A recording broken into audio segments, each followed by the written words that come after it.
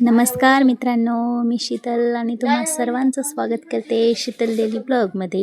आजच्या ब्लॉगमध्ये मी जाणार आहे कारेगाव येथील हनुमान मंदिर येथे आणि सवच महादेवाच्या मंदिरात पण जाणार आहे. यांच्या पाठीमागच आहे त्यामुळं त्यानंतर आम्ही जाणार आहोत स्वामींच्या मठात पण. चला तर पाहूया.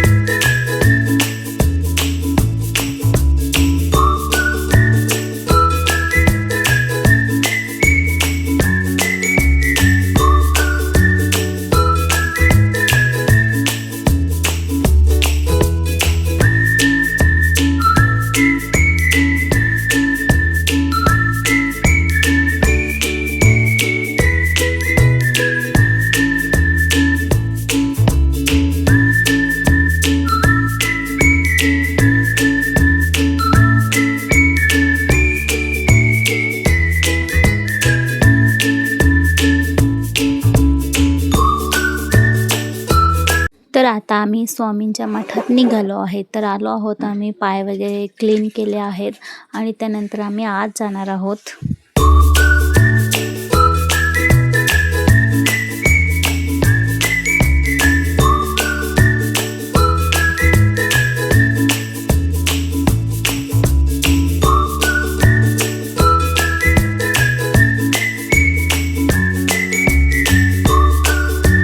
बाहेर मस्त असा स्वामी समर्थांचा तारक मंत्राचा पोस्टर लावलेला होता, खूप मोठा आहे. आणि इकडे माझं बाळ असं काही मस्ती करत होतं. घरी जायच्या टायमिंगला नको म्हणत आहे, इथंच थांबा अजून असं बोलत आहे. तर बाहेरला परिसर पहा किती छान हिरवगार आहे आणि खूप शांत वातावरण आहे.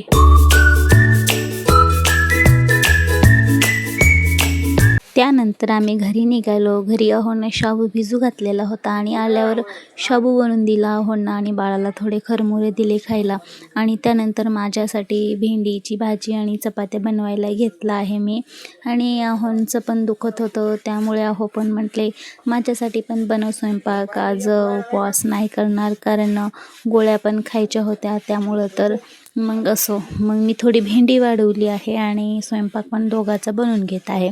तर इकडे भेंडी अगोदर फ्राय वगैरे करून घेतली, फोडणी वगैरे दिली. मग भेंडी तयार झाली.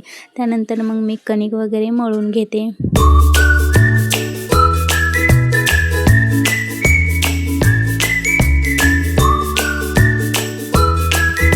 तर भाजीला फोडणी देऊन झाली होती. त्यानंतर लगेच थोडं किचन आवरून घेतलं आणि कणिक पण मळून घेतलं.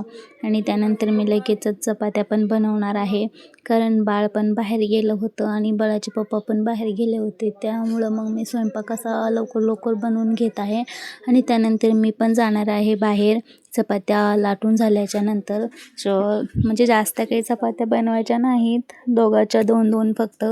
तर मग मी आता चपात्या झाल्याच्या नंतर मी बाळाकडे जाणार आहे.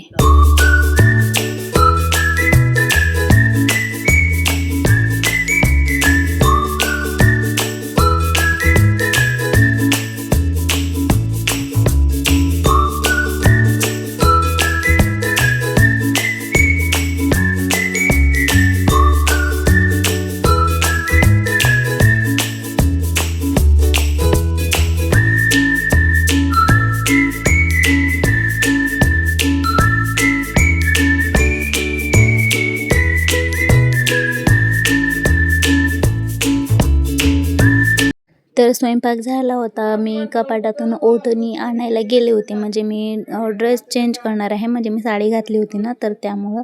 तर बघते तर मस्त दिव्यामध्ये फूल तयार झालं होतं. तर ती आकृती तुम्हाला कोणती दिसत आहे सांगा कमेंटमध्ये.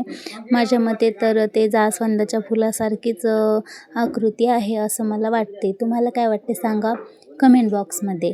तर मी जात आहे आता माझ्या बाळाकडे, बाळाला घरी बोलवण्यासाठी. आणि अहोंना पण, दोघं पण जेवायचे राहिले होते तर त्यामुळं आता मी जात आहे इकडे.